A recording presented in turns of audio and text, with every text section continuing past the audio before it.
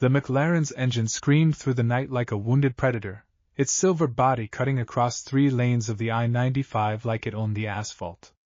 Julian Thorne didn't even bother checking his mirrors. 22 years old, senator's son, and untouchable. The speedometer kissed 140 miles per hour as he laughed, adrenaline burning through his veins hotter than the premium fuel in his tank. "Come on, come on!" he shouted at the sedan trying to keep pace beside him, some weekend warrior in a family car who thought he could play with the big boys. The sedan driver made his fatal mistake. He swerved right to avoid Julian's aggressive lane change. Tires screamed. The McLaren's front bumper clipped the sedan's rear quarter panel with a sickening crunch of carbon fiber meeting steel. Time dilated.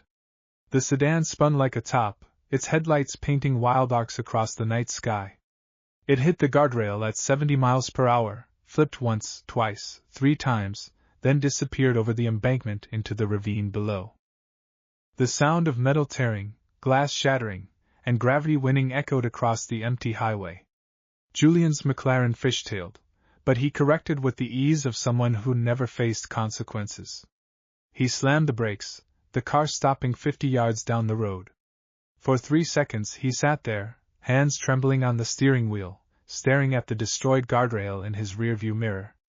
Then he looked at the empty highway. No witnesses. No cameras in this dead zone between cities. He floored it. The taillights vanished into the darkness, leaving only the smell of burned rubber and the distant sound of something dripping, hissing, about to ignite. 20 yards from the crash site, in the basement of an abandoned garage marked "Rusty Piston Auto Repair Condemned," Kalen Moss was trying to make a miracle happen with a broken welding torch and a prayer. At 20 years old, Kalen had learned that the world had 2 kinds of people: those who could afford to throw things away, and those who lived off what got thrown away. He was firmly in the second category, had been since he aged out of foster care at 18 with nothing but a duffel bag, a talent for fixing engines, and a criminal record for vagrancy that made finding legitimate work impossible. The garage was his castle, a condemned building the city had forgotten about, just like they'd forgotten about him. He'd patched the holes in the walls with salvaged sheet metal, run an illegal power line from the pole outside, and built himself a life in the margins where nobody looked. The old Harley he was working on wasn't even his. He'd found it in a scrapyard, a beautiful machine left to rust because the owner couldn't afford the repair bill. Kalen could fix it. Kalen could fix anything with an engine. It was the only thing in his life that made sense. Problems had solutions, parts had purposes, and if you worked hard enough, broken things could run again. He was tightening the last bolt on the rebuilt carburetor when the sound hit him. First, the scream of high-performance engines, multiple cars racing, the kind of reckless speed that only comes from money and stupidity. Then the screech of tires. The crunch of impact. The sound of metal folding, glass exploding, and something heavy tumbling down the ravine behind the garage. Kalen dropped his wrench. Every instinct screamed at him to stay put, to keep his head down, to not get involved. People like him, people who lived in the shadows, survived by being invisible. Getting involved meant questions, meant police, meant going back to the system that had already chewed him up and spit him out. But then he heard it. A scream. High-pitched, terrified, desperate. Someone was alive down there. "Damn it!" Kalen whispered, grabbing his crowbar from the workbench. He ran. The ravine was a 40-foot slope of loose rock and dead brush, the kind of terrain that city planners ignored because it was between jurisdictions. Kalen half-slid, half-jumped down the embankment, his boots kicking up clouds of dust as he descended into the darkness. The sedan was upside down, crushed like a beer can, wedged between 2 concrete pylons that had probably saved it from rolling another 100 feet. The driver's side was completely demolished, the roof caved in, the windows blown out. And underneath it all, a steady drip of gasoline hitting the hot manifold, each drop evaporating with a small hiss that sounded like a countdown timer. "Help!" The voice came from inside, muffled and panicked. "Please, somebody help me!" Kalen reached the wreck and dropped to his knees, peering through the shattered passenger window. A girl, maybe 19, dark hair matted with blood, was hanging upside down from her seatbelt, her legs pinned by the crushed dashboard. Her eyes were wild with terror, mascara running down her forehead in black streaks. I can't move!" she gasped. "My legs, I can't feel my legs!" Kaylin's mind shifted into the same mode it did when diagnosing an engine problem: assess, prioritize, solve. Assessment: the door was crushed inward, frame bent, no way to open it normally. The fuel tank was cracked, gasoline pooling beneath the engine. The manifold was still glowing red-hot from the impact. Time until ignition, maybe 60 seconds, probably less. "I'm getting you out," Kaylin said, his voice steady despite his racing heart. "What's your name?" "Lyra," she sobbed. "Please, I don't want to die." "You're not going to die, Lyra. I promise." He jammed the crowbar into the gap between the door and the frame, throwing all of his lean, wiry strength against the lever. The metal groaned but didn't give. He repositioned, trying again, the muscles in his arms screaming with effort. Nothing. The gasoline was spreading now, its sharp chemical smell burning his nostrils. 30 seconds, maybe? Kaylin made a decision. He swung the crowbar at the windshield, shattering what was left of it into a spray of safety glass. Then he crawled inside the wreck, into the nightmare of twisted metal and leaking fluids, and the overwhelming smell of death waiting to happen. The space was impossibly tight, the roof crushing down on him, sharp edges of torn metal scraping his back through his hoodie. He could feel the heat radiating from the engine, could hear the hiss of fuel vapor mixing with air. "The seatbelt," Lyra gasped. "It won't release." Kaylin reached up, or down, since they were both inverted, and found the buckle. Jammed. The crash had warped it beyond function. He pulled a jagged piece of broken metal from the door frame and started sawing through the belt's thick webbing. "Who are you?" Lyra asked, her voice shaking. "Nobody," Kaylin grunted, working the makeshift blade back and forth. "Just somebody who was in the wrong place at the wrong time. You came down here." "That's the right place." The belt snapped. Lyra dropped, and Kaylin caught her, cradling her weight against him in the cramped space. He could see her face clearly now, young, pretty despite the blood and terror, with eyes that reminded him of storm clouds. And then he saw the patch on her jacket. A skull wearing an iron crown, wings spread wide, the words, "Iron Revenants MC," embroidered in silver thread. His blood went cold. Everyone in the city knew about the Iron Revenants. They weren't just a motorcycle club, they were a force of nature, a brotherhood of bikers who controlled everything from the docks to the backstreet bars. They had their own laws, their own justice, and a reputation for violence that made even the police tread carefully. And he was holding someone who belonged to them. "Can you move your legs?" Kaylin asked, pushing down his panic. Lyra tried, wincing. Yes, I think so. They're just pinned."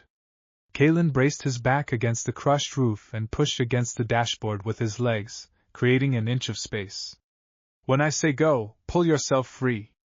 He pushed harder, his entire body shaking with the effort, feeling something in his back pop. The dashboard shifted another half-inch. "Go!" Lyra pulled, dragging herself free with a cry of pain.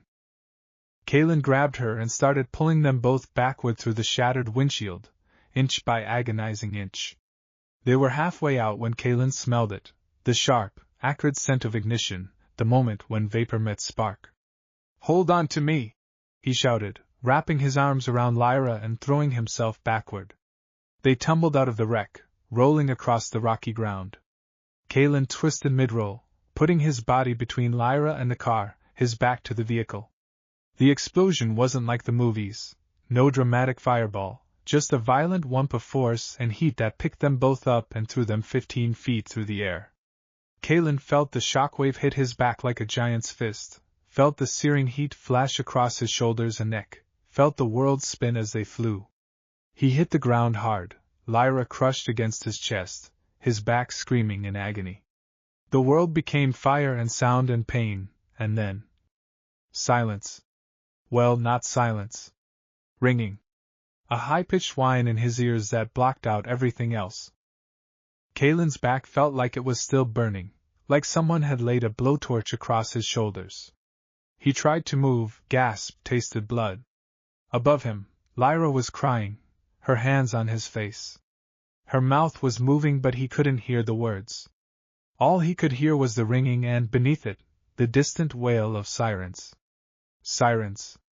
Police. Kalen's survival instincts kicked in hard. He'd been picked up for vagrancy 3 times in the past year. The last time, the judge had made it clear, one more offense, and it was 6 months in county. 6 months of being locked in a cage, of losing the garage, of losing everything he built. He couldn't be here when they arrived. "I have to go," he croaked, his voice sounding distant and strange in his ringing ears. Lyra grabbed his hand, her grip surprisingly strong. Her mouth moved again. "Wait!" But Kalen was already pulling away, struggling to his feet.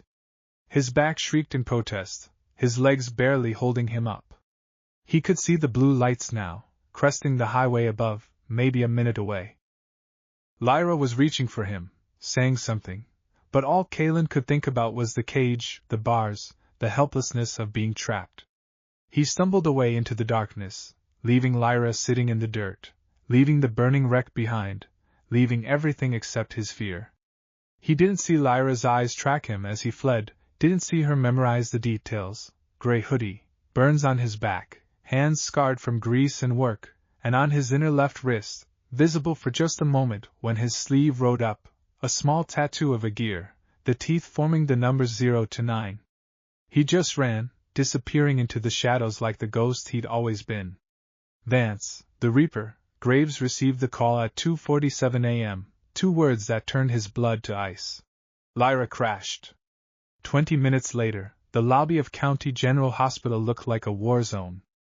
20 Iron Revenant spikers, their leather cuts marking them as members of the most dangerous MC in the state, stood in a loose circle around the emergency room entrance. Not threatening, exactly. Just present. Immovable. A wall of muscle and leather and barely restrained violence. The nurses knew better than to ask them to leave. Vance Graves was a mountain of a man at 48 years old, 6'4" and 260 pounds of muscle and scar tissue earned over 3 decades of hard living. His beard was shot through with gray, his hands were cracked and scarred, and his eyes, one slightly milky from an old knife fight, had seen things that would break lesser men. But when he walked into his daughter's room and saw her sitting up in bed, alive, mostly unharmed except for some cuts and bruises, the Reaper wept. "Dad," Lyra said, her voice rough. Vance crossed the room in 3 strides and pulled her into his arms, careful not to squeeze too hard, mindful of her injuries. He was terrifying to the world, but to his daughter, he was just a father who loved her with an intensity that bordered on obsession. "I'm okay," Lyra whispered. "Dad, I'm okay. Someone saved me." Vance pulled back, studying her face. "Tell me everything." So she did. She told him about the race, about the silver McLaren that had clipped her and run. She told him about the upside-down terror, the smell of gasoline, the certainty of death. And then she told him about the ghost in the gray hoodie who had appeared from nowhere, who had torn the car apart with his bare hands, who had shielded her from the blast with his own body. "He was young," Lyra said. 20 maybe. Covered in grease stains. His hands were scarred up, like he worked with metal. And Dad, he had burns all over his back from the explosion. Bad ones. But when the sirens came, he just ran. Like he was more scared of the cops than the fire. Did you see his face? No. Just his eyes for a second. Gray, like storm clouds. And he had a tattoo. On his wrist. A gear, with numbers in the teeth. Vance's jaw tightened. And the McLaren? Silver. Custom body kit. Probably 7 figures. The driver didn't even slow down. Vance stood, and in that moment, he wasn't a father anymore. He was the president of the Iron Revenants, a man who had built his club on a foundation of absolute loyalty and biblical vengeance. He walked out to the waiting room, where his brothers were standing. His sergeant-at-arms, a scarred giant named Mace, stepped forward. "We ride?" Mace asked simply. "We ride," Vance confirmed. "But we ride smart. 2 missions. First, find the silver McLaren and the coward who was driving it. Second, find the boy who saved my daughter. Lock down the city. Use every contact, every favor, every street camera. I want both of them before the sun comes up." "And when we find them?" another biker asked. Vance's expression was carved from stone. "The driver? We destroy him. Everything he has, everything he loves, everything he thinks makes him untouchable. Then we gift wrap him for the police." "And the boy?" Vance's voice softened, just slightly. "The boy stood in the fire for my blood. When we find him, we protect him. He's under Iron Revenant's protection, whether he knows it or not. And nobody scares one of ours. So we find him gentle. We find him careful. And we bring him home." By 5 a.m., the Iron Revenants had turned the city into their hunting ground.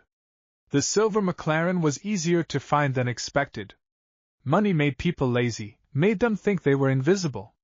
Julian Thorne had driven straight home to his father's estate in the hills, parked in the garage, and was already on the phone with the family lawyer about handling the situation.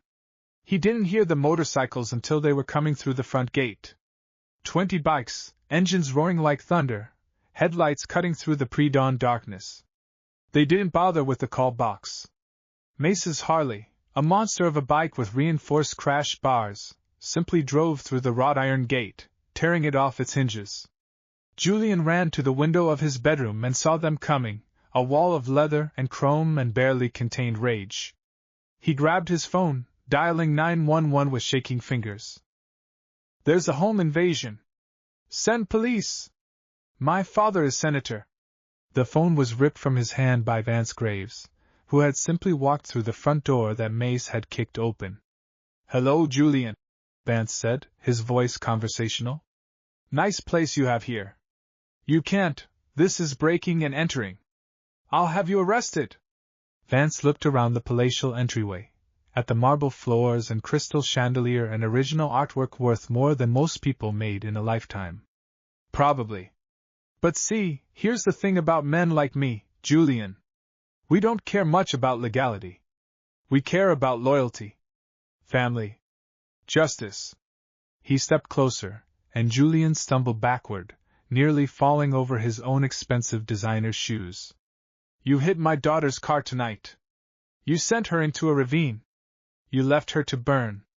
I don't know what you're—" Vance's hand shot out, grabbing Julian by the throat and lifting him off the ground. The movement was casual, effortless, the way someone might pick up a bag of trash. "Don't lie to me, boy. Your McLaren has front-end damage. The security cameras at the gas station 2 miles from the crash site have footage of your car, your license plate, your face. The police will have all of that in about 30 minutes, along with your dashcam footage that your car automatically uploads to the cloud." He dropped Julian, who collapsed gasping. "But before the police get here, I wanted to have a conversation. See, my daughter lived because a 20-year-old kid with nothing to his name decided that saving a stranger was worth dying for. He took the fire so she wouldn't have to.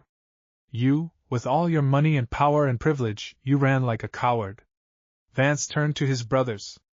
"The McLaren. In the garage. You know what to do." What followed was systematic and beautiful in its brutality. The bikers didn't touch Julian, didn't have to. They wheeled his $1 million McLaren out onto the circular driveway, and Vance picked up a sledgehammer from Mace.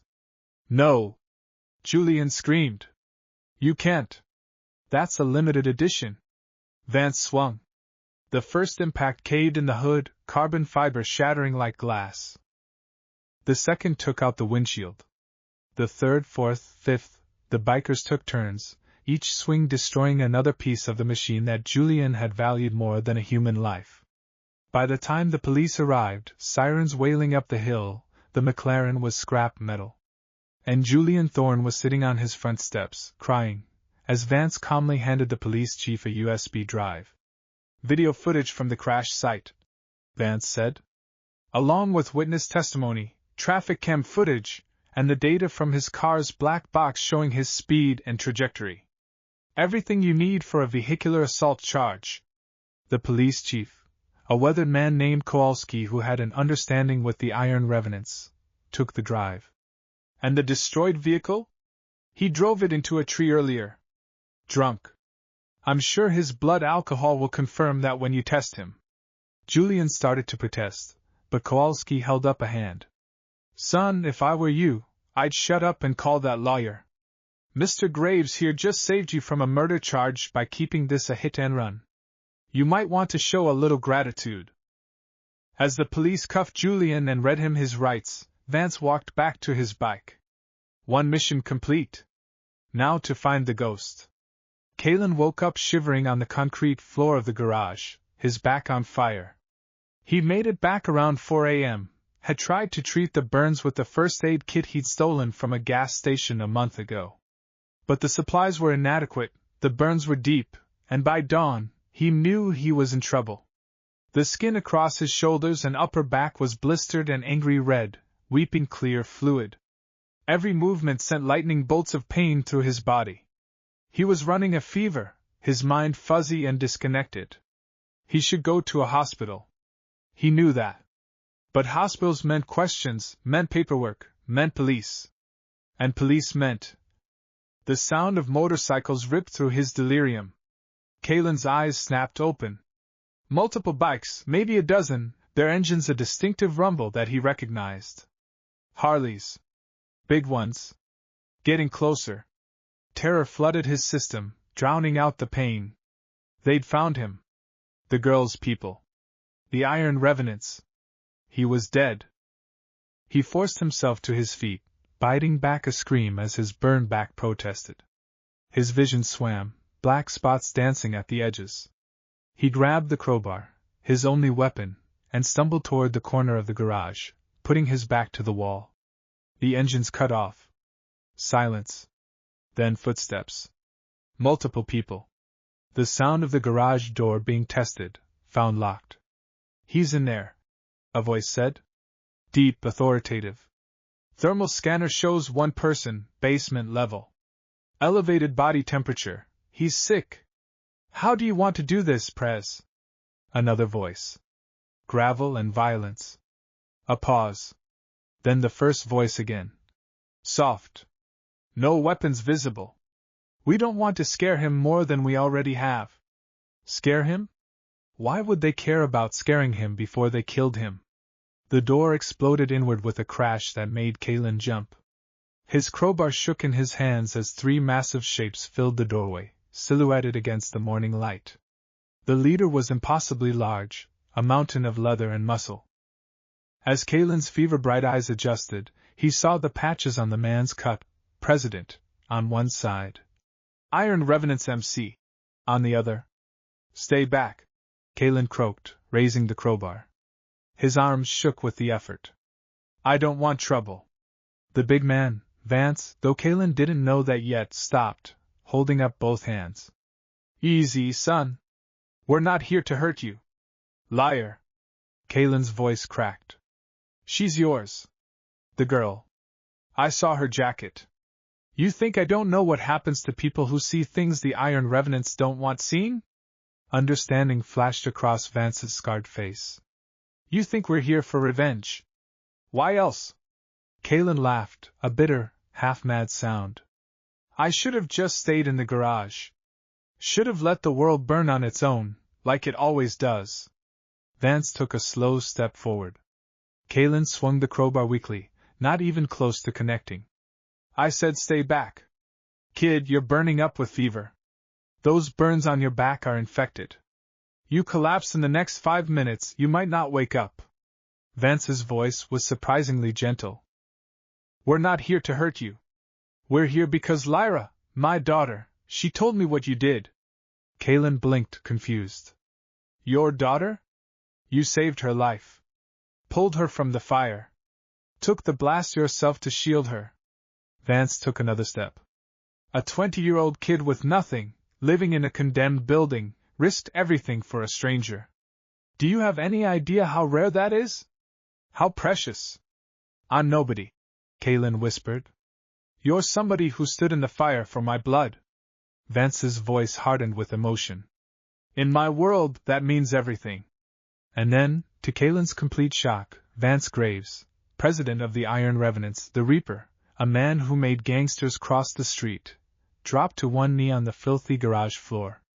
I am here, Vance said quietly, to stand in the fire for you. The crowbar fell from Kaylin's nerveless fingers, clattering on the concrete. The fever, the pain, the fear, the sheer impossibility of the moment, it all crashed over him at once. I don't understand, he managed.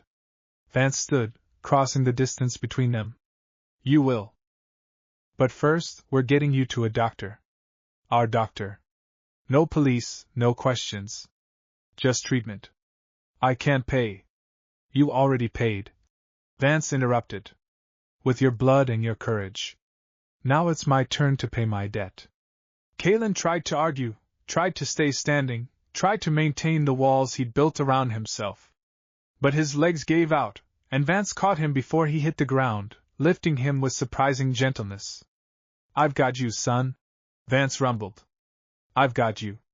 And for the first time in years, maybe for the first time ever, Kaylin let himself believe it. When Kaylin woke up, he thought he'd died. The bed was too soft. The sheets were too clean. The room smelled like antiseptic and lavender instead of motor oil and decay. Definitely heaven, or maybe fever dream hallucination. Then his back reminded him he was alive with a dull, throbbing ache that was somehow better than the agony he remembered. He opened his eyes to find himself in a private medical room, not a hospital, something else. The equipment was high-end, the monitoring machines softly beeping.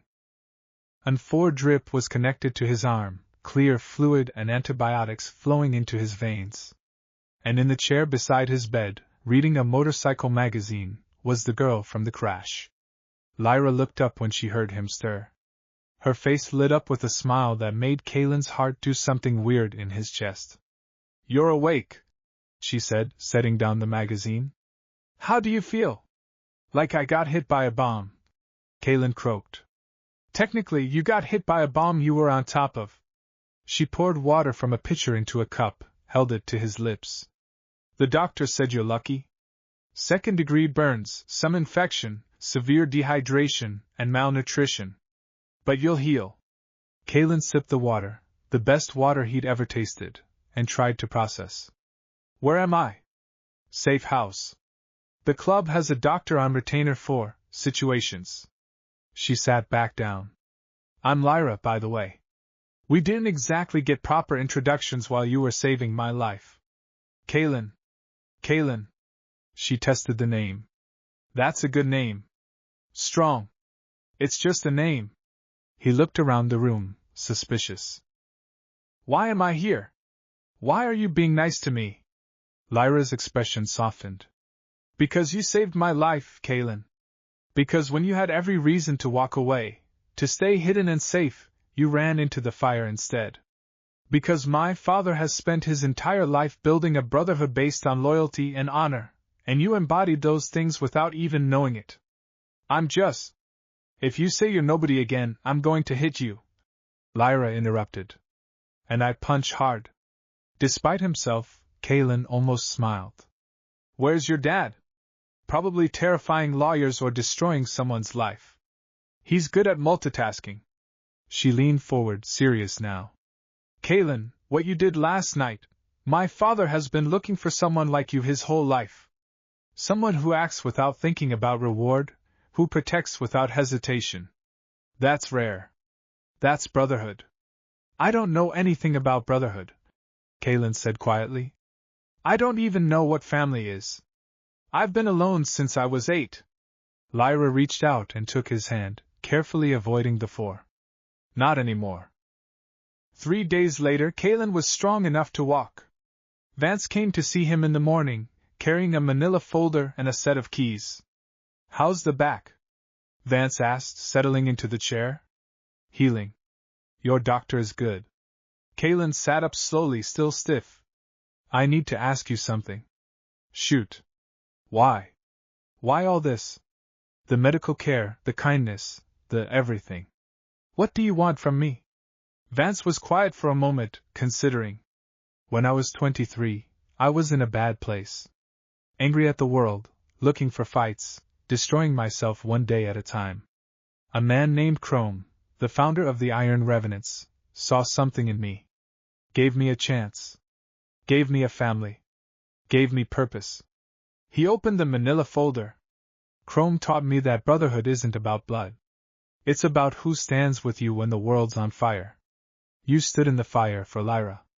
That makes you family. And family takes care of family. He slid a document across the table.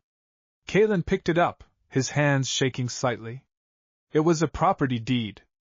For the Rusty Piston Garage. You bought it? Bought it, paid the back taxes, paid all your outstanding fines and warrants. It's fully licensed now, zoned for commercial auto repair. It's yours. Free and clear. Vance set the keys on top of the deed. You're a talented mechanic, Kalen. City needs good mechanics. The club needs a good mechanic. You want the job, it's yours. Kalen stared at the papers, unable to speak. A home. A legal home. A business. A future. There's no catch. Vance said gently. This isn't a debt. This is family taking care of family. You work the garage, you live your life, you build something real. And if you ever need anything, protection, help, a place to belong, the Iron Revenants are here. I don't know how to do this. Kalen whispered. I don't know how to be part of something. Neither did I once. Vance stood, placed a hand on Kalen's shoulder. But you learn. And you're not alone anymore. 6 months later. The Rusty Piston Garage was unrecognizable. Fresh paint covered the walls. New equipment filled the work bays. The sign out front gleamed in the afternoon sun. Rusty Piston Custom Garage specializing in motorcycle repair and restoration. Inside, Kalen was elbow-deep in an engine rebuild, his hands scarred but steady, working with the confidence of a master. The burns on his back had healed to pink scars that he barely noticed anymore. The garage was busy. 3 bikes in various stages of repair, a waiting list that stretched 2 weeks, and a reputation that was spreading through the city. If you wanted it fixed right, you went to Kalen. The bell above the door chimed. Kalen looked up to see Lyra walking in, carrying 2 paper bags that smelled like heaven. Lunch delivery, she announced, setting the bags on the clean workbench. And before you say you're too busy, Dad said if you skip another meal, he's going to tie you to a chair and force-feed you. Kalen wiped his hands on a rag, grinning. Your dad's scary. Tell me about it. She started unpacking sandwiches and drinks. How's the knucklehead rebuild going? Almost done. Should be running by Friday. He grabbed a sandwich, bit in, closed his eyes in appreciation. 6 months ago, I was eating cold beans out of a can. 6 months ago, you were a ghost. Lyra corrected. Now you're family. It was true. Kalen still wasn't a full member of the Iron Revenants. That took years, had requirements he wasn't sure he'd ever meet. But he wore a leather vest with a small patch on the back. Iron Revenants support. It meant he was under their protection, part of their extended family. More importantly, it meant he belonged. The door chimed again. Vance walked in, followed by Mace and 2 other bikers. They were dropping off a bike for service, but Kalen knew they were really just checking on him. They did that a lot. Kalen. Vance nodded. Got time for one more? For you? Always. As Vance and the others talked about the bike's issues, Kalen looked around his garage, his legal, legitimate, real garage, and felt something he never experienced before. Peace. He wasn't a ghost anymore. He wasn't invisible, wasn't alone, wasn't just surviving day to day. He had a home, had work he loved, had people who cared whether he lived or died. He had family. And it all started because one night, when the world was burning, he chose to run into the fire instead of away from it.